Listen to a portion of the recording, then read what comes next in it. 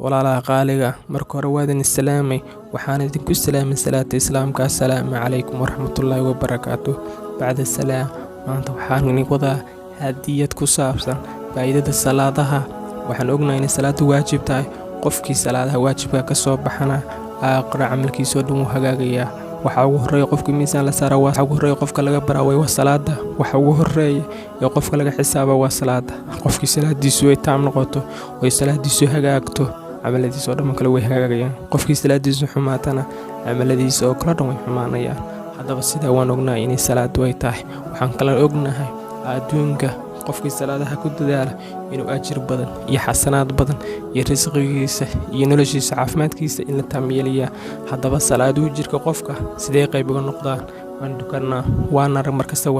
ciisho maqrib intaba waan dukanaa haddaba qofka salaadaha sidee u bedelaan jirkiisa waxaa la yiri qofkii salaada subax xilligeeda dukada waxay kordhisaa quruxda qofka waxay qofka siisaa nuuraad u fara badan quruxaad u fara badan qofku waa aftiima waa nuura haddaba waxaad ogaataa dadka markaad aragta ahlu salaadka ee aadka u nuuraya oo kuwa salaada subax ku dadaala salaada subax maadaama ku aadanta xilli hurdo oo dadku hurdayaan xilli hurda oo dadku ku soo kacayaan dadka muuminiinta ee Ilaahay go'ay ayaga hurdada ayay u kacayaan salaada dukanaan sida la jiliyeed qofkaas waa nuuraya dadka salaadaha subax ku dadaala jirkoodu waa nuuraya haddaba walaal si aad u nuurto salaada subax ku dadaal salaada duhur qofka salaada duhur ku dadaala xilligeeda dukada albaabkiisa xira baabuurkiisa joojiya isagana waxa loo kordhiyaa risqiisa loo kordhiyaa maadaama ay ku aadan tahay xilliga shaqadii oo duhurka ay yihiin dadku wada shaqaysanaya oo nolol maalmeedkooda wadeeriyanaya qofkii nolol maalmeedkiisa u xira albaabkiisa u xira ilaahay risqiisa waa kordhiya marka walaal hadda salaada duhur ku dadaasho ilaahay subxaanahu wa ta'aala waa ku kordhinaya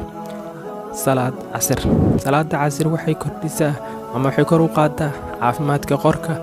caafimaadkiisa ay kor u qaadaa haddaba walaal maadaama ku aadan tahay xilliga shaqada way dadku kala caraabayaan way dadku aad wax kala gadanayaan way dadku kala adeeganayaan walaal mar walba salaada casr xilligeeda markii la gaaro ha u joojina dunyada ee salaada casr duko waxaad helaysaa caafimaad saayid ilaahay inuu ku siiyo salaada maqrib waxay qofka ka dulqaataa murugada dad murugaysan tahay oo dib ku haysto salaada maqrib walaal ha ka daahin xilligeeda ku duko ilaahay ku bari ku duceyso waa xaqiiq hadii murugo ku hayso murugada waa laga dulqaadaya murugadu waa ka tagaysaa ilaahayna qalbigaaga qabow gelinaya walaal xilliga salaada maqrib ku dadaal salaada